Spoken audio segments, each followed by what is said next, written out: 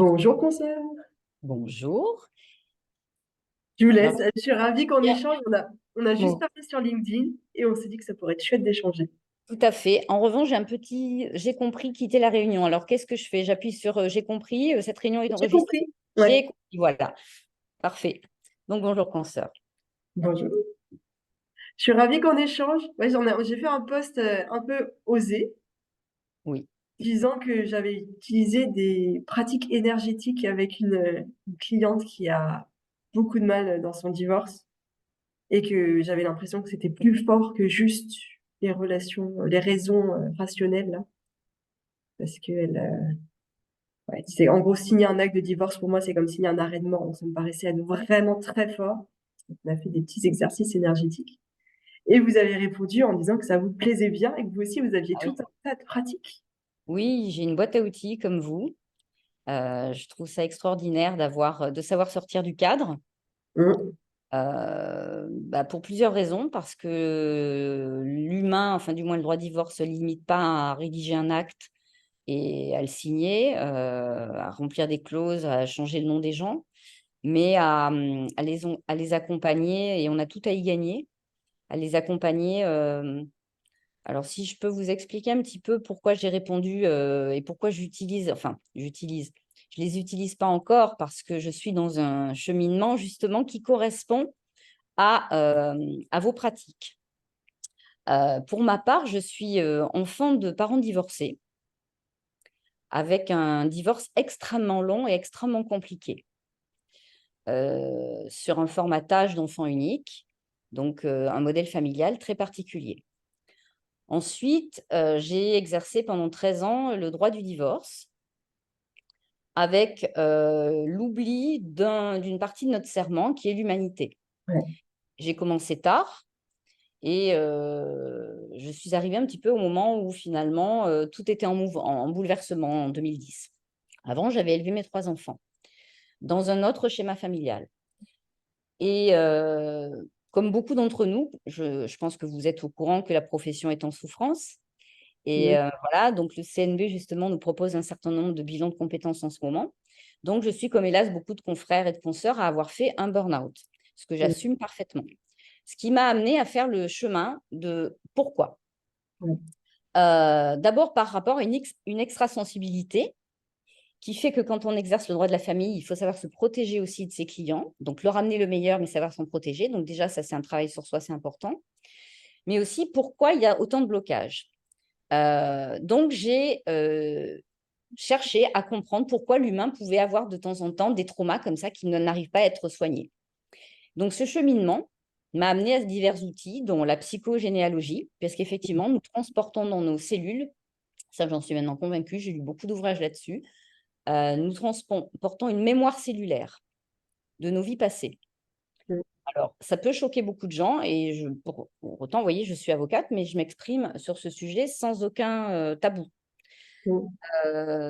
J'ai travaillé Juste la pour expliquer, peut-être encore là-dessus, dis-moi. c'est l'idée que par exemple, si un aïeul, j'en sais rien, a été travaillé dans un camp de concentration, que ça Absolument, peut créer derrière un absolument, traumatisme profond qui se transmette aux différentes absolument, générations, jusqu'à absolument. ce qu'une des personnes qui ait reçu cette mémoire réussisse à la comprendre et à la traiter. Oui, par rapport aux 5 blessures de l'âme dont on parle dans le livre de Natacha Callistrem, Mm. voilà, entre autres, il n'y a pas qu'elle, mais les blessures, c'est l'humiliation, l'abandon, le rejet, la peur et le dégoût. Injustice. En fait, Natacha Calestrémel elle en met 10 et les 5 de base de Lise Bourbeau, c'est la trahison et l'injustice. Voilà, j'ai lu aussi Lise Bourbeau. Et donc, effectivement, ça m'a permis de comprendre qu'on pouvait revivre des traumatismes sous forme de séisme à réplique. Et tant qu'on n'a pas été revisiter ces traumatismes, en fait, on n'arrive pas à passer un cap. Donc, j'ai travaillé ça au travers des neurosciences. J'ai lu aussi certains ouvrages en neurosciences qui m'ont permis de beaucoup mieux comprendre pourquoi il y avait des traumas, pourquoi on n'arrivait pas à les dépasser.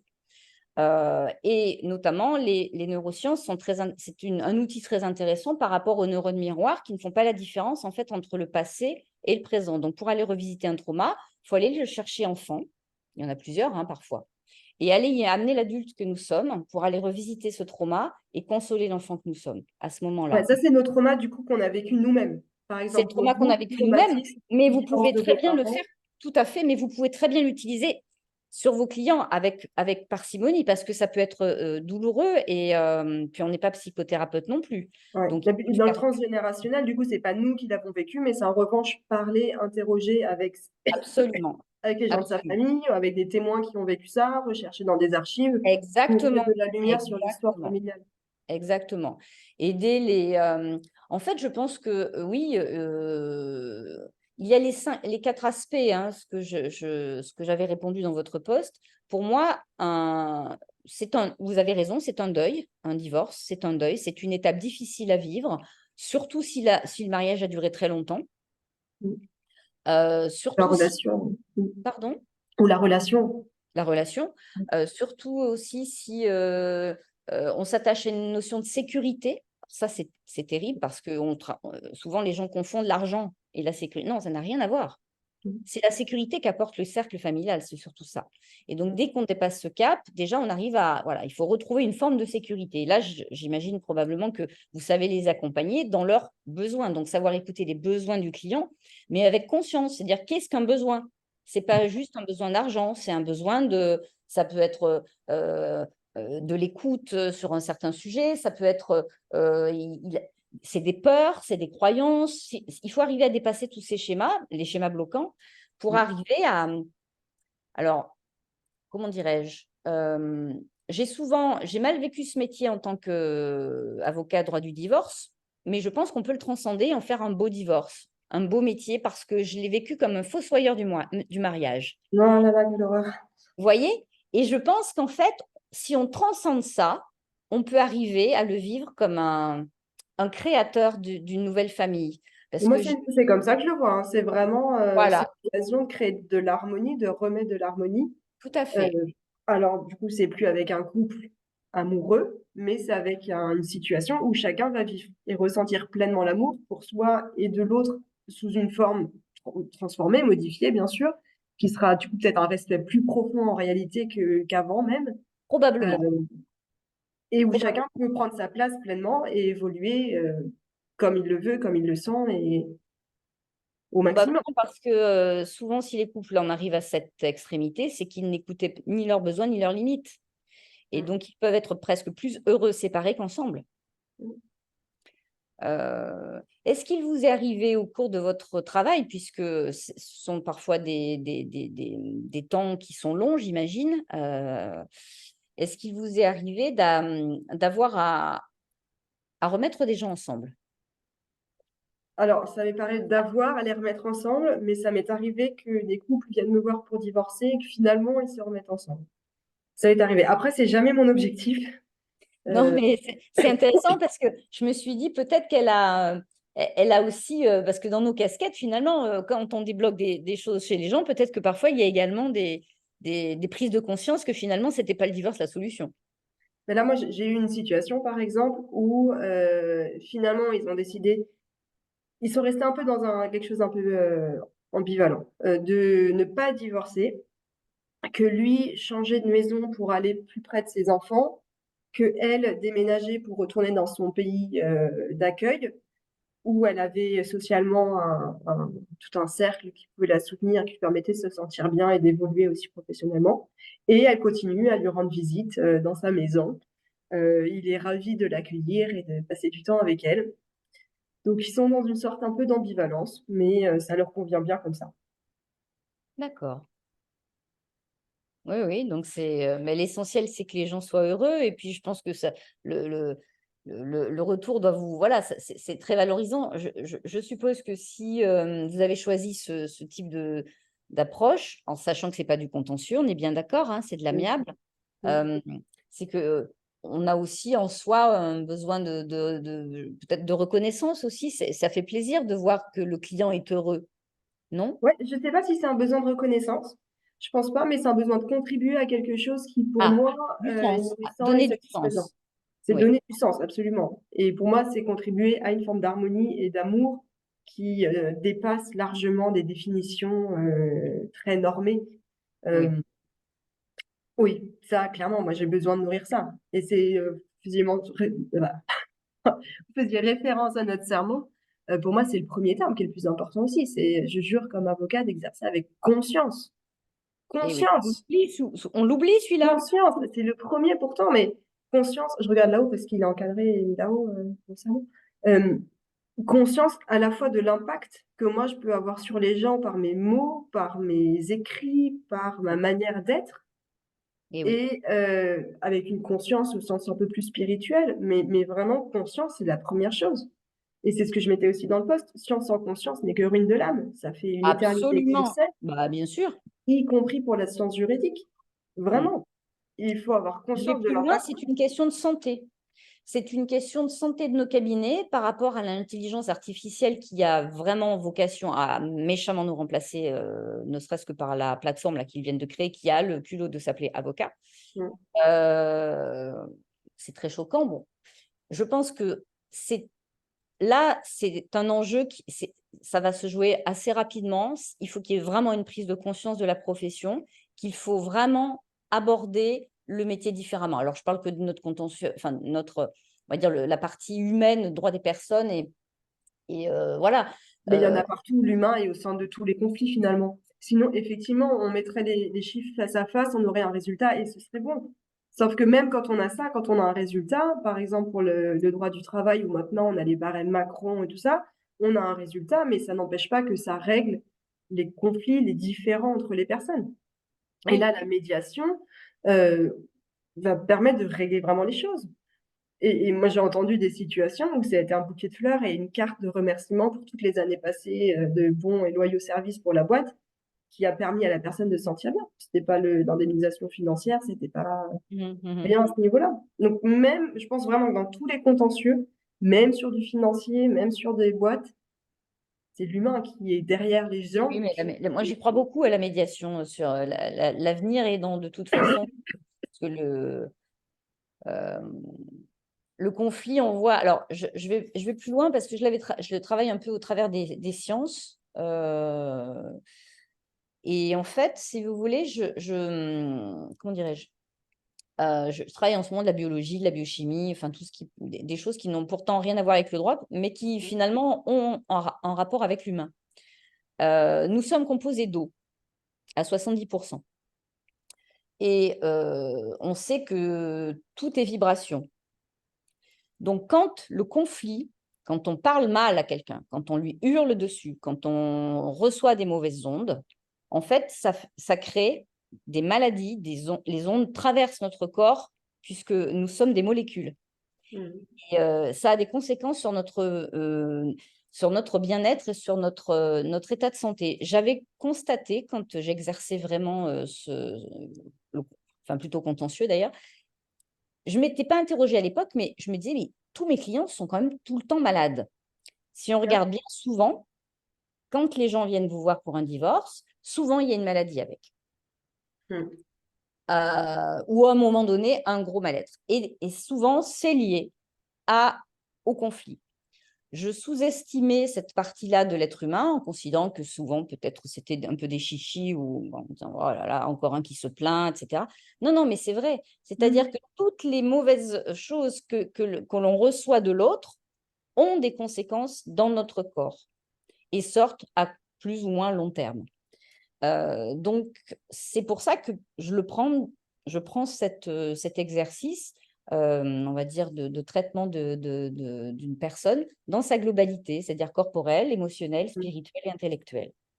Après, tout le monde n'adhère pas à ça, hein. Je pense que Est-ce que ça, vous le faites de manière ouverte? Vous le faites encore un peu alors, pour le moment, je chemine toujours parce que, si vous voulez, je prends ce temps qui est nécessaire parce qu'à un moment, il faut se reconstruire aussi.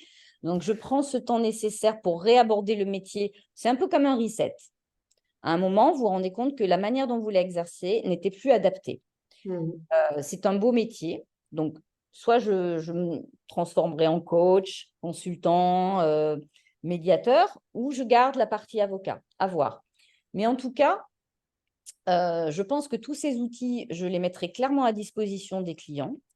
Et je vais même mieux, je développe quelque chose dans le cadre de l'article 111 Ça vous Les parle? activités connexes?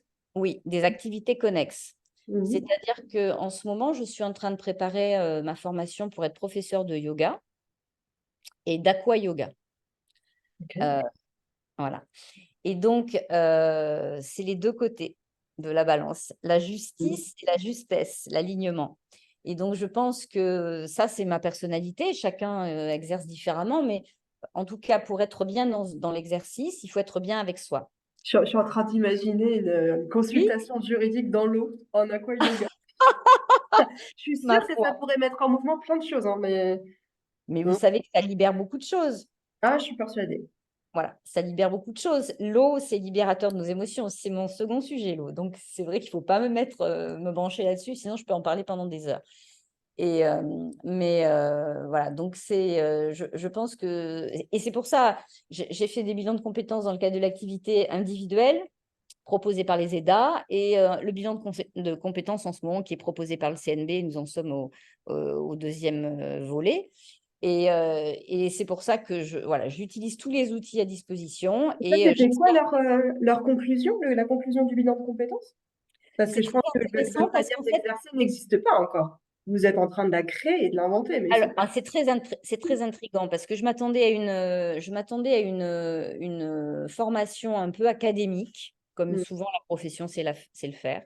Et là, nous avions trois anciens avocats euh, ayant exercé en général une dizaine d'années. Pour certains, sont devenus coachs, chasseurs de tête, psychologues, etc. Et c'était une approche véritablement thérapeutique avec des dessins. L'arbre, comment on se voit, les racines, les feuilles, les branches, qu'est-ce qu'on met dans nos feuilles comme intention, etc. Il y avait la courbe du deuil. Mhm. C'était vraiment, j'étais très impressionnée par cette approche parce que enfin le CNB, et j'ose le dire, enfin le CNB a pris conscience du mal-être de la profession. Nous sommes Mhm. 76 000. Comment? Il y en a un gros, vraiment. Oui, oui, oui. Et Et ça encore, touche principalement les personnes qui ont justement cette humanité, cette conscience c'est exactement ça. comme valeur cardinale, Oui. parce que c'est chez eux que c'est heurté de manière la plus violente et que Oui, puis c'est je bien pense, insupportable. Donc, c'est alors, vrai. vous avez démarré il n'y a pas très longtemps, vous êtes jeune, toute jeune, j'imagine. En 2016. Vous avez démarré en 2016? Ouais, 2016. Donc, moi, j'ai déjà aussi eu le temps d'avoir une crise de foi et de vraiment me demander si je pouvais continuer à exercer comme avocate. Parce qu'avant d'exercer maintenant comme je le fais, et qui pour moi est une manière alignée de faire, avant, j'étais aussi un peu comme la plupart des avocats. Donc, avocat, c'est l'art de l'utilisation du droit au service des gens qui viennent me voir, et dont je porte la voix. Et y compris si le message qu'il me faisait porter n'était pas qu'un qui me convenait bien personnellement. Bien sûr. Et confinement, ça s'exacerbe un peu, et puis on a plus de temps pour réfléchir et faire le point, et de se rendre compte que non, c'est ce qu'on veut pas. J'ai un client qui m'a demandé s'il pouvait partir à 500 kilomètres avec les enfants de la maman et de donner une information sur l'aléa judiciaire. Judiciairement, vous risquez pas grand-chose. On sort de 3 mois de grève des avocats. Là, c'est le confinement. Ils vont s'occuper que des cas de violence les plus aigus. Il n'y aura pas de décision dans votre dossier avant très longtemps. Donc, et vous avez la résidence principale des enfants, grâce à tout ce qu'on avait fait auparavant. Judiciairement, vous risquez, à mon sens, pas grand-chose. Mais c'est dégueulasse. Mais clairement. Et j'ai vraiment hésité à arrêter d'être avocate, à plus faire que de la médiation. Mhm. Vous êtes venu à la médiation après? Non, je me suis formée à la médiation pendant l'école d'avocat. Ah, très Et donc, bien. j'ai même eu mon certificat de médiateur avant mon certificat d'aptitude à la profession d'avocat, avant le D'accord. CAPA. Mais Et par contre, j'exerçais vraiment d'un côté le droit et j'utilisais les arguments juridiques et les d'accord. procédures et voilà, toutes les choses sympathiques qu'on connaît pour le client que je prenais plutôt selon la compétence juridique. Donc, idéalement, droit franco-allemand, ben, bien sûr, je prends. Et puis d'un autre côté, médiateur pour aider les gens à se mettre d'accord. Un D'accord. peu dans tous les domaines, par contre. Mm. Et ça m'allait plus. Et pour la Ah petite ouais. histoire, je me suis fait tirer des cartes, un peu par hasard, entre guillemets. Je cherchais une musique et je suis tombée sur le site d'une coach par lecture de tarot. Bon, j'envisageais de laisser tomber 8 ans d'études. Je n'étais plus à 50 euros près, quoi, à la limite. Donc, je Mm. fais ça. Et elle me tire les cartes. Et en gros, ce qu'elle me dit, c'est, mais non, le problème, c'est pas d'être avocat, c'est pour qui vous êtes avocat. Et qu'il faut réunir l'exercice de votre compétence juridique avec le fait de l'exercer pour des personnes dont vous partagez les valeurs. Est-ce que vous ne pourriez pas être avocate pour des gens qui veulent, comme les autres pour la médiation, réussir à s'entendre dans la paix? Bah, oui, bien sûr, évidemment, en fait. Pourquoi pas? J'y avais pas pensé, on ne me l'avait jamais dit que c'était possible, mais ouais, ça devrait pouvoir l'être. Et qu'est-ce qu'il faudrait pour que ça fonctionne? La réponse, c'était de la confiance. Et je crois qu'il y avait un peu d'audace. Enfin, c'était quand même se dire, bon, j'y vais, j'assume, faire un peu coming out.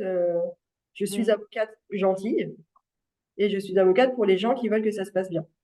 Et Mais je l'ai vraiment vécu un peu comme un coming out de, ah, mais je comprends, mais de toute voilà, façon, on en est tous passés un moment par une grosse remise en question. Bon, vous avez la chance que ce soit pas, que c'est pas été un burn-out. Moi, c'était clairement l'enfoncement sans que je le vois arriver. Mhm. Euh, et puis derrière, quand je vous parle du corps, c'est vrai. C'est-à-dire que derrière, j'ai eu un cancer du rein, j'en sors, voilà. Donc là, c'est effectivement une bulle en ce moment euh, pour la réflexion, pour la reprise. C'est sous cette forme ou pas? Parce Mhm. que j'ai la même conviction que vous, je n'ai pas envie de refaire 2 fois la même erreur. Il faut apprendre de ses erreurs. Alors, ça ne me pose pas de problème de refaire un reset de la profession et de redémarrer parce que finalement, j'ai élevé 3 enfants d'abord, parce que ça me semblait là aussi important d'être maman. Et j'ai commencé ma profession tard. Donc finalement, j'ai repris mes études, j'avais 32 ans, ça faisait 7 ans que je n'avais pas fait de droit, j'ai eu le concours. Donc je me dis, bah, maintenant, ce n'est pas grave. Dans la vie, il y a pas de schéma idéal. Si je dois reprendre autrement maintenant, je reprendrai autrement maintenant. Ce n'est pas un Allez, problème. jamais trop tard pour réussir à trouver une Jamais, manière de faire qui soit jamais. Ce n'est pas un bien. souci. Cette peur-là, en revanche, il faut se l'enlever. Je veux dire, si on travaille avec honnêteté, clarté, conviction, authenticité, de toute façon, le message y passe. En revanche, je ne veux plus de conflits. Je sais les résoudre parce que là où j'étais la plus, on va dire, où je mettais mes compétences au plus proche de l'humain, c'est dans la négociation. Là, je me sentais à l'aise. Mhm. Et puis, Est-ce que après, vous êtes formée à la médiation? en fait, je me suis formée toute seule, mais c'est Ben pas ouais. suffisant. C'est pas suffisant. Donc là, je vais faire une formation. Alors, l'EDA, l'école d'avocats de Bastia, a réussi à m'intégrer un miracle.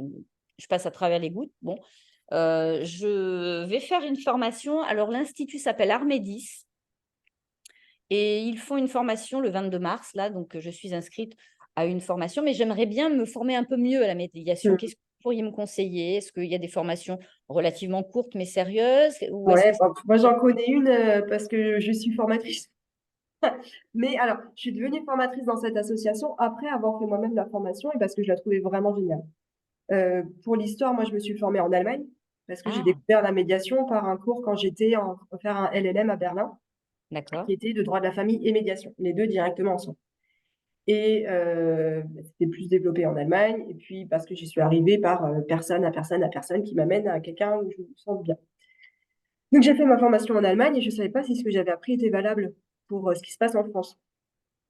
Et je suis allée à une conférence à Nancy sur la médiation et il y avait un atelier sur la médiation internationale. Et j'ai parlé avec une personne qui était formateur dans l'association que je préside maintenant. Et donc c'est une formation franco-allemande, moitié des participants et des formateurs français, l'autre allemand, avec un traducteur, donc pas besoin de parler les deux langues. Et avec plus tôt quand même la pédagogie allemande, qui est une pédagogie expérientielle.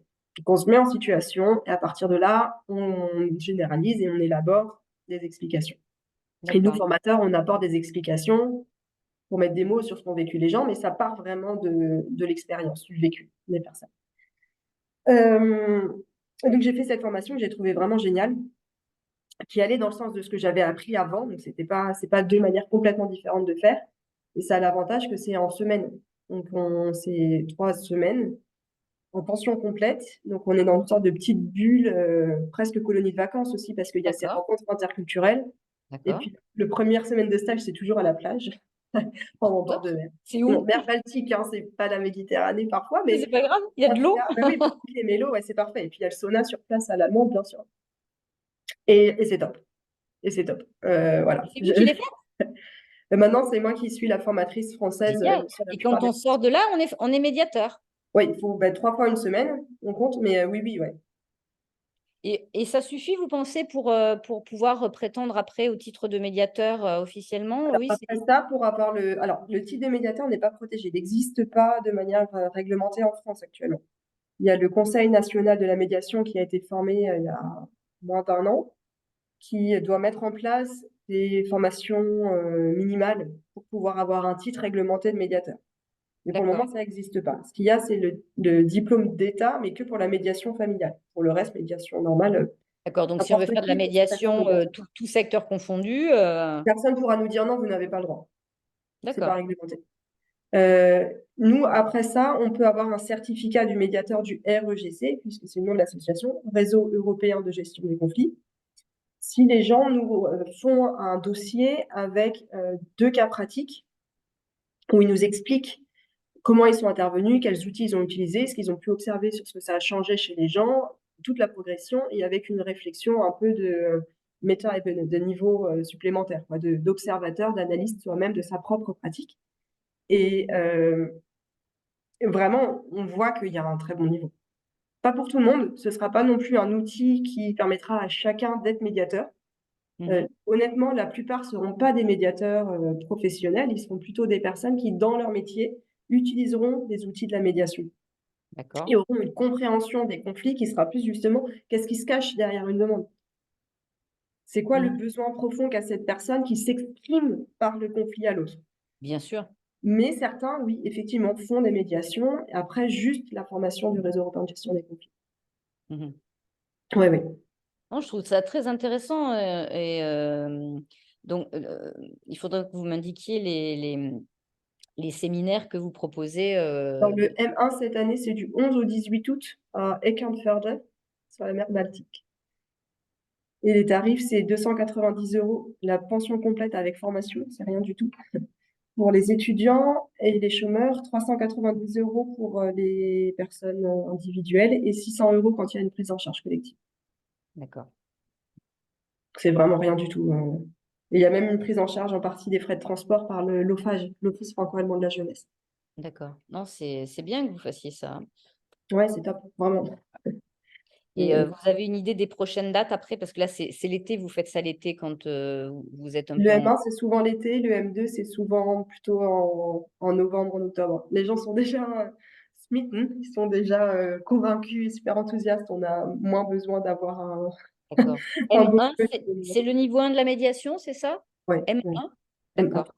C'est Donc, l'initiation à la médiation et après il ça, y a le M2 pour d'accord. la suite et un M3 qui est plus Non, application encore plus. Mais dans tous les cas, il y a des jeux de rôle dès le début.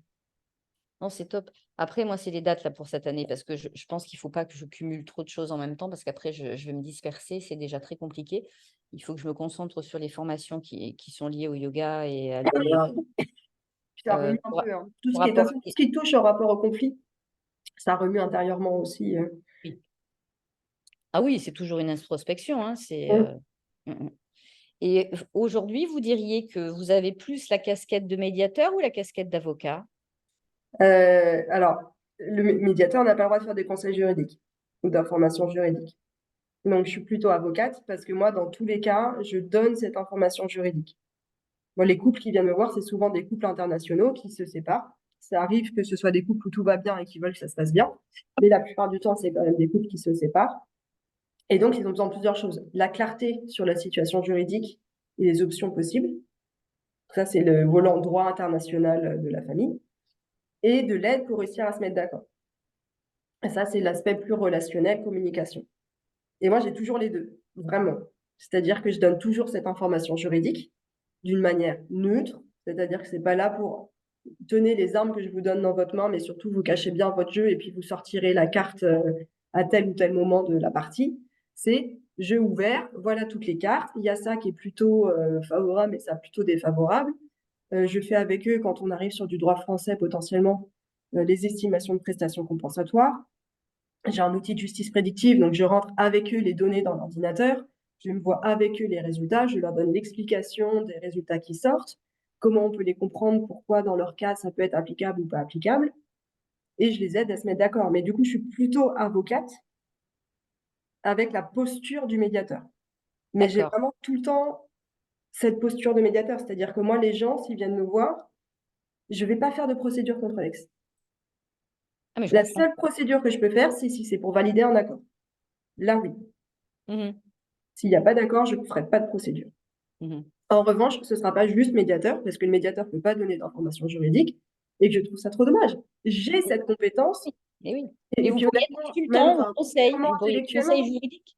je ne vois pas comment on peut faire des médiations familiales, je ne vais pas me faire des amis, mais sans donner aux gens une information sur voilà comment une pension alimentaire est calculée, Eh oui. voilà comment une prestation compensatoire est calculée, voilà comment on peut partager une liquidation, donc une communauté, tous les biens acquis pendant le mariage.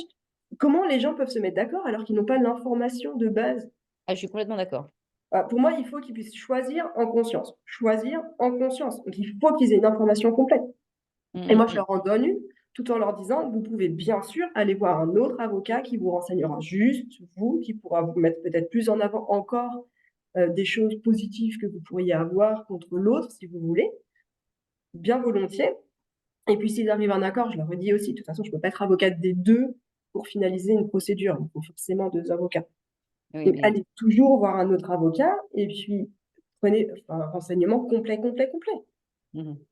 Après, chez un avocat qui aura conscience de ce que ça veut dire de faire une procédure contentieuse et qui vous donnera une information qui tiendra compte de l'impact d'une procédure sur l'autre, sur vous, sur vos enfants. Après, il y a votre approche est beaucoup plus, dans le discours, elle est beaucoup plus humaine que certains confrères que je ne citerai pas, qui d'emblée vous indiquent que de toute façon, il ne faut plus croire en la justice, que de toute façon, si on veut sauver les enfants, il faut absolument faire mais ils ne vous expliquent pas pourquoi. Donc, même limite dans l'approche, c'est difficile à comprendre parce que les gens souvent ont besoin, d'abord, ils viennent parce qu'ils ont besoin d'être ils ont une posture de victime, souvent. Oui, souvent, oui. Et ils ont besoin qu'on les reconnaisse dans leur état de victime et ils attendent quelque chose du système judiciaire. Et c'est déjà difficile de leur désacraliser le truc en leur disant finalement, la justice, il ne faut plus y croire. La Non, moi, justice, je dis c'est. pas ça, hein. Moi, je Oui, dis que la justice, elle est là, et s'ils n'arrivent pas à se mettre d'accord, il y aura une décision qui sera rendue par un juge et qui peuvent avoir cette sécurité-là. Puis il y aura une décision à un moment, si, quoi qui va qu'il en faire un soit. malheureux, qui fera un Voilà. malheureux. Mais que par contre, ils aient conscience et qu'ils agissent en responsabilité, en sachant que la décision, il y a de fortes chances qu'elle déplaise soit à l'un, soit à l'autre, soit aux deux.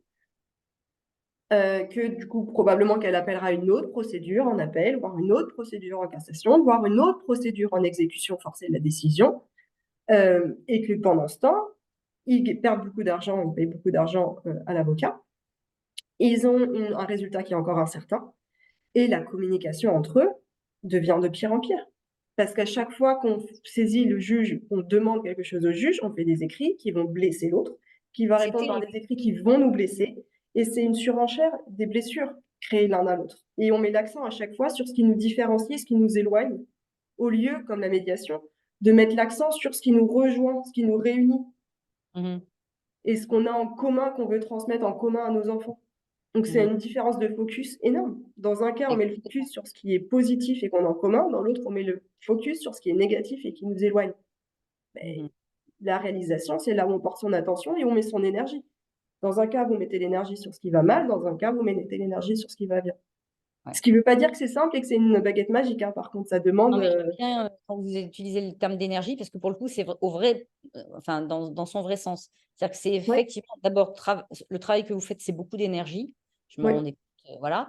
Et en fait, pour ma part, j'en ai perdu beaucoup souvent à me battre contre des moulins à vent parce qu'en fait, on n'était plus sur la même longueur d'onde. Mais c'est pour ça que quand vous avez dit, moi, je veux plus de conflits, ça m'a fait réagir intérieurement. Moi, j'ai aucun problème avec les conflits des gens. Mais parce que pour moi, les conflits, c'est deux ou plus, mais besoins intérieurs qui ont besoin de s'exprimer, qui n'ont pas trouvé de manière pacifique de s'exprimer encore. Donc c'est presque comme une chasse au trésor où je vais avec ma petite loupe chez les gens voir, mais c'est quoi le besoin qui s'exprime, qui est si violemment insatisfait et qui a besoin de s'exprimer. Donc je ne le vois pas du tout comme une attaque ni envers moi, ni envers l'autre, ni autre, mais dans vraiment cette recherche, cette exploration des besoins qu'il y a. Par contre, ma limite, c'est encore une fois dans l'intention des gens. S'ils ont une intention de dire, moi je veux détruire l'autre, je veux faire du mal à l'autre, c'est non. Mhm. Si c'est je vais mal, je sais pas comment faire, mais je veux que ça se passe bien, c'est OK. Et y Mhm. compris, moi, j'ai un cas avec une personne qui me dit, mais je le hais, je le hais. Je voudrais bien réussir à dépasser ça, mais là, vraiment, je le hais. Et puis, dit avec force, hein, mais j'ai pas de problème. Parce que je veux dépasser ça. J'ai conscience de ça et j'en souffre aussi, mais j'aimerais bien dépasser, mais là, j'y arrive pas. OK, ben, on y va ensemble. Et ça m'atteint pas vraiment. Souvent, les gens me demandent, mais ça t'épuise pas? Mais non. Parce que je les vois comme c'est un indicateur d'un besoin qui a besoin d'être vu, pris en cause et appréhendé et soigné. Et vous l'avez compris, en l'occurrence, pour le cas que vous me citez, vous l'avez compris, d'où venait cette haine, par exemple Alors, il y a un énorme sentiment de trahison Ah, dans ce dossier-là et d'injustice et d'abandon. Mais surtout trahison en premier lieu. Et je pense que ça fait référence aussi à des trahisons de son côté à elle. Et puis en face, on est tombé sur aussi une autre trahison. Euh, trahison, vous voulez dire une infidélité? non, pas du tout. Je sais pas trop comment parler du cas sans que ce soit trop précis pour que les gens puissent pas se reconnaître. Mais en gros, au moment d'une séparation, en fait, une personne a pris un déplacement d'enfant comme étant déjà un enlèvement et une séparation. Et donc a fait une procédure de retour pour demander le retour de l'enfant sur la base de la convention des enlèvements d'enfants. Et ça, pour la dame qui était partie, mais juste pour se ressourcer, ça a été une énorme trahison. Comment la personne avec qui je suis en couple peut me faire ça? Et en face, lui, je pense qu'il avait aussi pris ça comme une grande trahison, d'autres choses qui avaient pu être faites déjà avant, sans que forcément ils perçoivent ça. Et qu'ils perçoivent, moi j'ai une hypothèse sur ce que ça a pu réveiller, mais j'en ai pas parlé avec lui encore directement parce que c'est difficile pour lui de libérer du temps et voilà. Mais c'est un travail d'investigation. Mhm. Et j'ai une question pratique, en fait, après, pour arriver à, parce que bon, je sais maintenant, pour l'avoir exercé seule, et c'était une erreur, pas mettre à disposition, pas utiliser les outils, pas avoir les bons logiciels ou autres. Je me suis beaucoup, beaucoup, pour le coup, épuisée au travail. Comment vous travaillez vous-même? Est-ce que vous êtes seule? Est-ce que vous avez une assistante? Est-ce que vous avez des logiciels? Est-ce que vous avez des... En fait, est-ce que vous arrivez à maintenir votre énergie uniquement sur ce qui a de la valeur ajoutée, c'est-à-dire l'humanité, voilà, ce que vous recherchez, la solution client, et vous dégagez toutes des contraintes administratives, et si oui, par quels moyens? C'est un work in progress aussi pour moi. Euh, non, je me libère pas encore de mon énergie de toutes ces tâches chronophages et énergivores. J'ai un logiciel de gestion de cabinet, j'ai un logiciel de justice prédictive, j'ai Votre logiciel de cabinet? c'est cible, D'accord. mais je pense que j'ai pas besoin de Seul, ça. seul vous... Ah ouais. Non, ouais, je pense que c'est pas adapté à mes besoins en réalité. Oui, et je suis seule, j'ai pas répondu à votre question. Mais là, j'ai une assistante administrative. Il faut que je fasse la liste aussi de tout ce que j'ai. Il y a déjà pas mal de choses qui sont automatisées quand même dans mon activité, notamment pour la prise de rendez-vous, C'est ça. avec possibilité de paiement en ligne, où ça envoie directement un formulaire que j'ai créé, que les gens peuvent remplir. Donc, quand ils viennent en rendez-vous, ils ont déjà énormément d'informations. On a les informations et on peut être super efficace sur le rendez-vous. Oui, parce que toutes Euh, ces tâches-là, il faut vraiment s'en débarrasser. Moi, je les ai absorbées en plus du reste. C'est ce que je disais, je suis 60% du temps assistante ou 70% du temps. Et le reste, en fait, avocat, quoi. Et c'est tout. ouais, après, moi, j'ai une activité vraiment de niche. C'est-à-dire que je fais quasiment que des séparations ou divorces internationaux. Mhm. Donc, j'ai pas besoin d'aller chercher énormément de mail type, énormément de manières de traiter juridiquement Mais les c'est ce dossiers, qui est de faire de judicieux, c'est recherche. judicieux parce que finalement, il faut rester sur un secteur. Moi, au départ, C'est j'ai un... c'est ma manière de faire. Après, je dis pas que c'est la Et je seule. pense que vous avez raison parce qu'on ne peut pas être généraliste aujourd'hui, c'est plus possible. Je passais mon temps à le dire et en fait, je ne m'appliquais pas à moi-même ce dont j'avais conscience. Au départ, j'ai un DESS en droit de la construction et droit de l'urbanisme et je pensais absolument être en capacité de gérer, mais un cabinet individuel ne peut pas faire de droit de la construction tout seul parce qu'il faudrait avoir des institutionnels, un travail récurrent, etc. Donc, quand vous avez un dossier de temps en temps de droit de la construction, bah, finalement, vous vous rendez compte que vous êtes incapable de le gérer parce que le droit de la construction, c'est surtout du droit des assurances. que la jurisprudence évolue super vite. Et après, vous vous rendez compte que finalement, votre cœur de cible, c'est aller 7 dossiers sur 10, c'est des divorces. Ah oui. Voilà. Ben oui. Donc, finalement, voilà. Donc Non, si. moi j'ai une compétence juridique qui est très spécifique, mais qui du coup est poussée. J'accepte relativement peu de dossiers. Je préfère avoir moins de dossiers que des dossiers où je le sens pas, où l'énergie est pas celle que moi je veux, où j'ai l'impression que je vais Vous avez bien m'épuiser. fait. Voilà. J'ai des désignations judiciaires parfois dans des médiations, par exemple. Ah, c'est compliqué parfois, hein. Là, j'ai un truc pour mettre en place, là, rien que l'information qui est gratuite. Il fallait courir après la personne qui a pris un rendez-vous, qui est pas venue, qui m'a dit mais non, mais vous comprenez, qui m'a sorti une excuse bidon. Mais non, mais c'est pas possible. Non, c'est pas possible. Non, je vais pas mettre moi plus d'énergie. Je ne vais pas mettre moi, pardon, plus d'énergie pour que ça se mette en place que ce que vous êtes prêt à faire. Et Mhm. après, c'était, mais je comprends pas. Et moi, j'ai pris un rendez-vous. Bon. Oui. Donc oui, je Alors, préfère annuler et je préfère refuser un dossier plutôt que prendre un dossier où je me sens pas bien.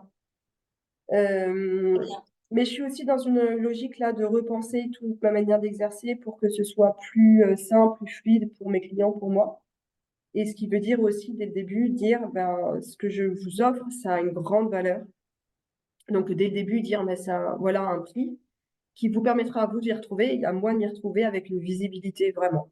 Et que j'ai besoin de beaucoup moins de dossiers et que ça fonctionne vraiment bien, que je sois très réceptif, très dynamique, très disponible sûr. et avec grand plaisir de le faire. Et que du coup, il n'y ait pas non plus énormément de tâches administratives. Du coup, j'imagine, du coup, peu d'agi dans vos Ah oui. dossiers. Mm. Ah, d'accord. Bon, c'était Après, très c'est aussi la clientèle qui veut ça. En international, c'est souvent des gens qui s'expatrient parce qu'ils ont des opportunités professionnelles intéressantes et qui sont pas à l'AJ. Mais là où il y a une difficulté, c'est quand concrètement, il y a un des parents qui est le conjoint suiveur, que c'est lui qui veut se séparer, qui éventuellement veut revenir en France parce qu'il est pas bien, il n'a pas réussi à s'intégrer dans notre pays, et que lui ne gagne pas d'argent. Et là, ça, c'est compliqué. Mhm. Oui, bien sûr. Là, c'est compliqué à mettre en place très concrètement. Mais sinon, non, la plupart du temps, ce sont plutôt des clients qui ont effectivement de l'argent. Et là, j'ai eu ce matin un coup de téléphone d'une personne euh, qui a, qui est française, mariée à un Allemand, qui habitait en Afrique, mariée en Afrique, vécu en Afrique avec ce monsieur. Et elle est rentrée en France à la suite de la séparation du couple. Il n'y a pas d'enfant commun. Et ça fait 2 ans qu'elle a initié la procédure en France, qui s'est soldée par une incompétence du tribunal français, avec un appel. J'ai ma prochain rendez-vous dans 5 minutes. Je termine là. Appel, caducité de l'appel parce qu'il n'y a pas eu de travail fait par l'avocat. En face, le monsieur qui a fait aussi une procédure en Afrique, qui pareil a été arrêté parce qu'il n'y avait pas eu finalement de suivi. Et là, elle a une facture de plus de 10 000 € à payer à son avocat français, qui lui a dit, mais attendez, je suis encore gentil parce que en fait, j'ai travaillé, je sais plus, c'était 100 ou 200 heures. Donc en fait, ça devrait être 30 000 €. Là, on est dans le fameux schéma de Carpam. Ça vous parle? Carpan.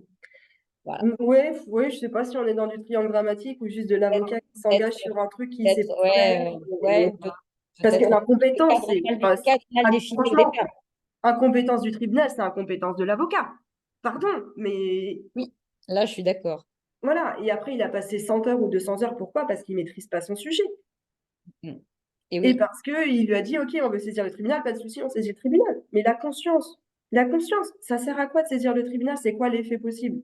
Bah, et parce que là, je vous rejoignez, et puis je pense qu'on va terminer peut-être là-dessus si vous avez un rendez-vous. Vous rejoignez un des points que je trouve important, c'est qu'il y a deux types d'avocats. Il y a celui qui fait ce que veut le client, ouais. qui est toujours bon pour le client. Il y a Non. celui qui fait ce qui est bon pour le client, et même si ça va contre au départ sa volonté, mais qui va essayer de le ramener à le convaincre. Parce que nous, on sait ce qui est bon pour le client. Nous, ouais, ouais, on en a Normalement. fini. Après, moi, c'est jamais moi qui décide, hein. De nouveau, moi, c'est choisir en conscience. Moi, je veux que mes clients puissent, eux, choisir en conscience. Par contre, je veux leur donner les moyens de Mm, comprendre. mm. Donc, c'est vraiment aussi avec une vision de leur donner le pouvoir parce que je leur apporte l'information et ils peuvent décider en connaissance de cause. Je pense que la Vous- grande différence aussi dans les avocats, c'est les avocats qui voient en fin de course, en objectif final, la décision du juge. et ceux qui voient en bout de course la fin de la vie de son client. Et si je vois la décision du juge, ben super, il a gagné. Ok, génial, je suis content. Celui qui va au bout, il va dire, ok, tu peux mourir en disant, mais je suis contente parce que j'ai réglé mon divorce d'une bonne manière, ça m'a permis de, trois petits points, de faire quoi? Et si on a une décision du juge, mais que derrière on a appel, on a une cassation, on a une procédure d'exécution, le client, il a peut-être gagné une manche, mais ça lui sert à quoi? Ça nourrit quoi chez lui? Mhm. Et je pense vraiment que c'est cette question de focus sur le long terme.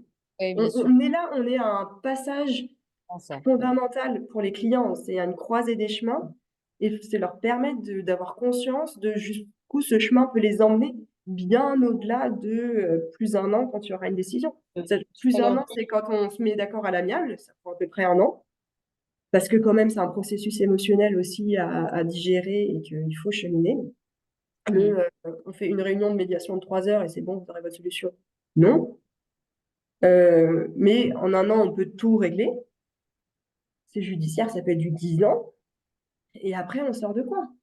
Et c'est là où on arrive aussi sur ces questions de traumatisme qu'on a vécu soi-même, qu'on impose aux autres, qu'on transmet à des générations et des générations et des générations. Exactement, exactement. Parce que la perte de confiance en l'autre, c'est violent. Et le pire du pire, c'est la perte de confiance en soi-même en réalité. Mhm. Parce que dans ce cas, je peux vous dire, tous les conflits là, les gens disent des choses qu'ils regrettent après. Ils Mhm. disent et ils font, et ce qui les dérange le plus, c'est de voir un aspect de l'autre qu'ils ne pensaient jamais voir, et de voir un aspect d'eux-mêmes qu'ils ne pensaient jamais voir. Mhm. Et cette perte d'estime de soi-même, Ouais, c'est très intéressant ce point de vue. c'est Mhm. c'est- c'est- c'est- c'est faramineux. Et Mhm. c'est ça que moi je propose de sauvegarder. C'est de se dire, mais quoi qu'il arrive, vous êtes fidèle à vos valeurs et vous œuvrez à ce qui est important pour vous.